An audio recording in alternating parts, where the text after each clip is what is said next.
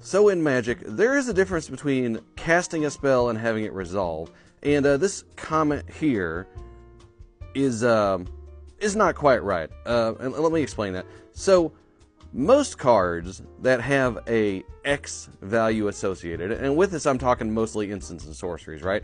So if they have an X associated with it, it's either in the actual cost or as an associated cost when you cast it. So you have a card that says, like, you know, you pay the cost of mana, and it'll say as an additional cost, pay X life or something. That's the additional cost, which is what this person is talking about.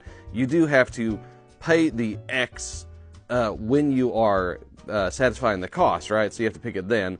But there are a few cards in Magic where X does not have to be picked until the spell resolves, okay? And now this was originally a comment about Wheel of Potential, and if you remember that card, you cast that card, and then when it resolves, you pick X, okay? So you don't have to pick X at all until the card resolves.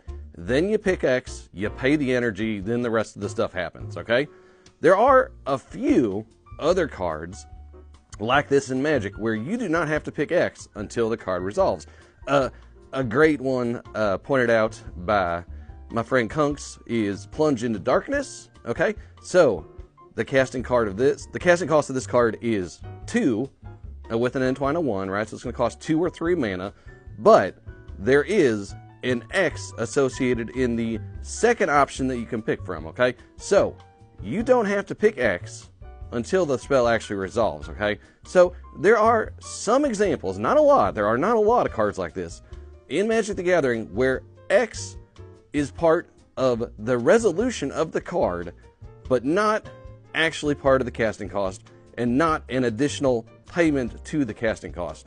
I hope that straightens it out. I see a lot of new players get confused with this, so I just wanted to make a little video explaining not everything is done when you cast a card.